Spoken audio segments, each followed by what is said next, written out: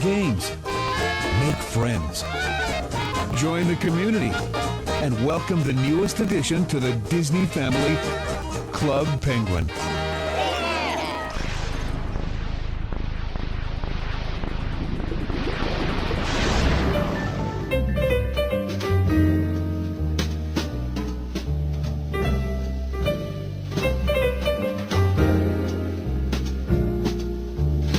Kids shouldn't be on the internet. It's not safe for them, social media can be debilitating to their mental health, and the list just goes on and on. I think most can agree with this sentiment, but what I'm about to say next may get many to disagree. I believe that the Wild West era of the internet, or the late 90s and the 2000s, was not only safer for kids, but also better suited for them. Heck, I would argue that it was better suited for most people in general. But why do I think this?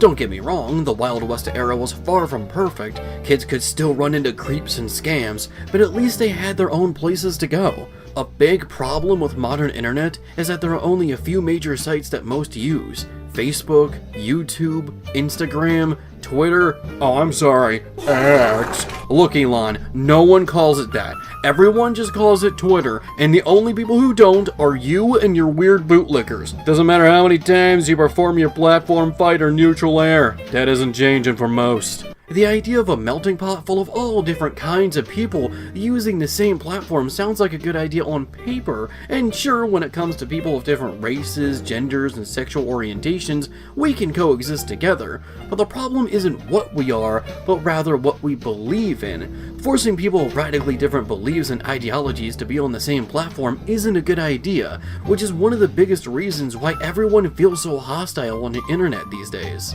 But back then, we all had our own platforms or forum sites to go to. People like the anti-woke chuds or the people who claim that boobs are offensive may seem new, but in truth, they've always existed on the internet. They just had their own sites to spew on about their nonsense with, and the rest of us didn't have to deal with it. But now with everyone on the same 5 or so major sites, you hear about it constantly, either from the person directly or someone making fun of them with a screenshot quote repost. This applies to kids as well. Wild West era internet was far from perfect, but I think it was better suited for kids because they had their own places to go. Quite a few actually. I mean, take your pick. CartoonNetwork.com, Nick.com, DisneyChannel.com, Neopets, Cool Math Games, Toontown, Fusion Fall, Wizard 101, Whipkins, Movie Star Planet, and God knows how many more. Most of these games or sites either shut down or became a shadow of their former selves, probably because of the death of Flash, dying servers, or even corporate greed. But the one I would like to talk about today is none other than Club Penguin. Club Penguin was an MMO for kids, founded by, and I apologize if I butcher this name as I am a smelly American, Lance Plabadabadabadoo. Though this wasn't his first attempt to make a penguin-themed MMO, dating all the way back in 2000, his first attempt was a game called Snow Blasters. The game had a similar style to what Club Penguin would eventually become, but it would never be released. Snow Blasters then became Experimental Penguins, which did release on July 2000, but was shut down only 6 months later. A sequel called Penguin Chat 2 was released in 2003, as the penguins began to resemble what we were more familiar with. 2 years later, we got Penguin Chat 3, which would then become Club Penguin, which released on October 24th, 2005. And in just 6 months, they had over 1.2 million users. 1 year after the game released, they had 2.6 million, as the game would only grow to almost 4 million players in just 2 years, and this was done with little to no marketing, mind you. By 2007, Club Penguin was acquired by Disney. By then, they had over 10 million users and was making thousands of dollars off of their user subscriptions. The game would only grow more, becoming a franchise. It was even used as a way to promote Disney films that were about to release with new items you could get in the game. Star Wars, Marvel, Disney Animation, and more. Needless to say, Club Penguin was a surprise hit that managed to make memories for millions of millennial and Gen Z kids, with the game having over 200 million registered users by 2013. But things would only start to go downhill from here. 2015 was a bad year for the site, as the game would shut down in several countries due to declining numbers, and several employees were laid off by Disney Interactive, who would also eventually die in the following year of 2016. On January 30th, 2017, Disney announced that Club Penguin would be shutting down on March 29th, 2017. Club Penguin would die with a 13-year lifespan. But it wasn't over just yet, as Disney attempted to make a sequel that they had hoped would bring back the franchise. Thus, Club Penguin Island was created, and released on mobile devices the same day the original game was shut down. And in November of that year, the game would release on PC. But Club Penguin Island wasn't the resurgence that Disney was hoping for, as the game would shut down on December 20th, 2018, just a year after the game released on PC. Ever since then, it seemed like Disney was just done with Club Penguin, but fans weren't ready to let it go. In 2017, an unofficial revival was made called Club Penguin Rewritten. It got many nostalgic players like myself to return to the island, but this wasn't meant to last either, as Rewritten was shut down by Disney in 2022. I guess they didn't like the fact that a fan-made revival did better than their lackluster sequel. It's my IP to sit on and do nothing with. God, it is just depressing how many series that clip can apply to at this point. But don't fret, there is a second fan-made revival in the form of New Club Penguin that released on 2020 and is still online to this day. And this still wouldn't be the end of it, as the original team that made Club Penguin would come together with the community to make a spiritual successor called Parrot Party World. Now, some of you may know that my first name on YouTube was JetRay102. This account, that's somehow still up, was created all the way back in 2008, and was the beginning of what would eventually become Cackling Pumpkins. But I actually discovered Club Penguin before I had my first YouTube channel. This was around either late 2006 or 2007, so the name I went with was one of the defaults it decided to give me that I still remember to this day, Sizzle and Splat 1. I was green because back then, lime green was one of my favorite colors. Now it's crimson because I'm a real man. I'm a big old boy. I'm a big old bastard. I'm a big old boy. I'll tell you what, I'm a big old man. When you enter Club Penguin, you have this massive island you can walk on. Going to doors and pathways allows you to enter other locations as you see other players walking around. You can talk to them, throw snowballs, and perform the iconic dance which has now cemented itself as a full-on meme. Some of my favorite locations to go to are the top of the mountain so I can meet with people sledding, and a coffee shop for the jazzy music. God, I love piano jazz. It is one of my musical weaknesses. Give me that So Near from Joel Evans and Friends ass tune.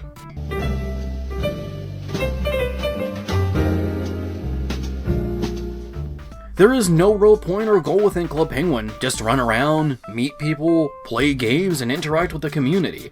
I remember back then in the early days of YouTube when the site was only 2 years old, and people didn't feel the need to have a sense of loyalty to platforms, and thus it was easier for people to move on to a better service rather than just relying on the one.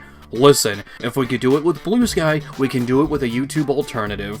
Back then, there would be AMVs and sketch comedy videos made on Club Penguin, but if that's not enough for you, there was even a spy-based segment. Go into the clothes shop by the sledding mountain and find the secret entrance to the Penguin Security Agency. A whole new layer was added to the game. You were able to get gadgets, go on missions, and solve puzzles that encourage users to do it in or even outside of the game. This brings us to our main target and the villain of Club Penguin. Yes, Club Penguin had an antagonist, and his name was Herbert P. Bear. Despite being a polar bear, he hated the cold and wanted to move to the south. He traveled on an iceberg but was washed up on Club Penguin Island, rescued by his now new assistant, Klutzy. With no way to escape, he decided to take his frustration out on the people of the island, to the point where he destroyed the PSA with a bomb in 2010. A popcorn bomb, so it's family friendly. Yeah, burning people with scalding hot butter and oil is way better than a regular bomb. It's like when they replace guns in cartoons with lasers, despite lasers probably being way more destructive and painful.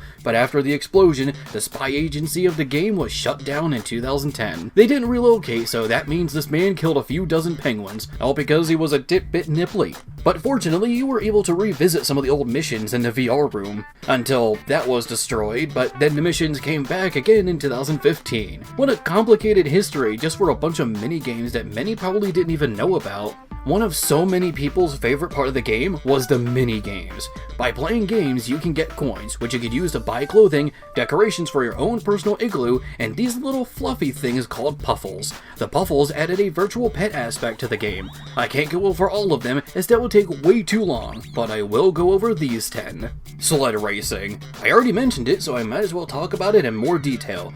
Sled racing is a multiplayer game where you race other players down the mountain. You can switch lanes to use ramps and avoid obstacles, or else you'll bash your fucking brains in. Bean counter.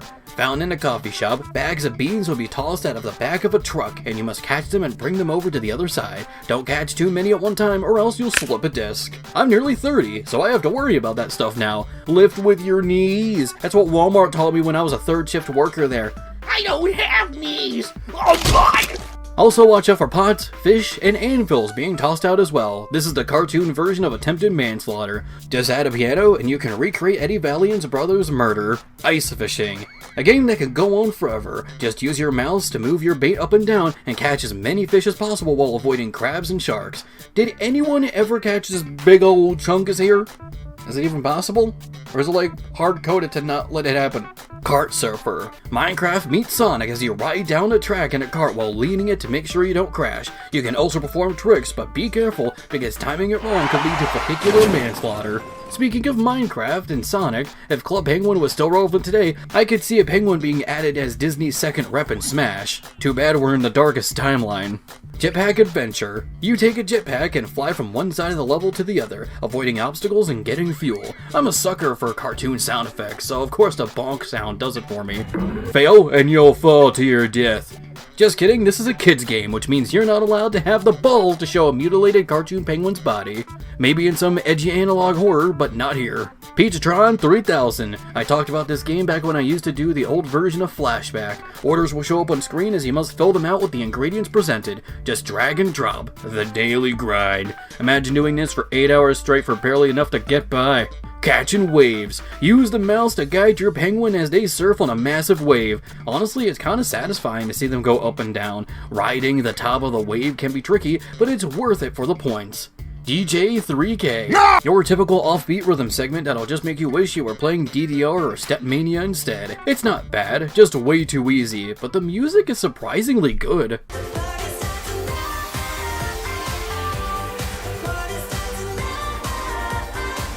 Card Jutsu. Their attempt to adding another layer to Club Penguin. Go to the dojo and raise your rank by facing players off with your elemental cards. And look at that! They actually made it into a real game with physical cards that you can actually buy. And it's more than most other children's media that feature obvious merchandise potential. Where's my 2x4 technology and Phantom Thermos? I want it right now! Bits and bolts. The last game doesn't feature anything Club Penguin related, but it's still a part of it. Delete blogs by matching the numbers. Not sure why this is here or why it has nothing to do with Club Penguin, but that just makes it more fascinating. There's obviously more to talk about, and maybe one day I'll go into more detail about these minigames, but like I said, that would take way too long. I've already wasted enough time in your life, but still, nowhere near the amount of time you've wasted yourself. Did I really waste your time? Because you chose to click the video. Think about that. But what you may remember is that there was only so much you could do back then. Yes, you can play all the mini games, talk to players, and get the main experience just fine. But when it comes to the clothes, igloo decorations, and puffles,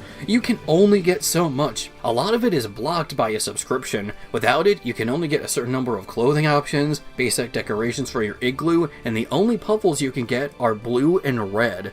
But by paying the subscription, you could get so much more. When I was little, I actually convinced my mom to get a 6-month subscription. I was finally able to get the full experience, bigger igloos, more puffles, and clothing options. So yeah, needless to say that Club Penguin was one of my childhood obsessions, next to Sonic, Pokemon, Kingdom Hearts, Smash Brothers, Ben 10, Danny Phantom, and when I was a toddler, Blue's Clues and Barney. These were the things that make the biggest impacts in my childhood, and some of which I still find enjoyment out of today. But this subscription was only for a few months, so what happens when it ends? You think that it would just be that you would no longer be able to purchase the subscription-only in-game items, but no, it was way more than that. Everything you got from the subscription is taken away from you. Your igloo is reverted, your clothes are gone, and your puffles are missing, and you are only left with everything you can get for free. That's kinda scummy now that I think about it. We already gave you the money, and we already earned the items by playing the games, so why take it all away? I can understand not being able to buy any additional subscription-based items,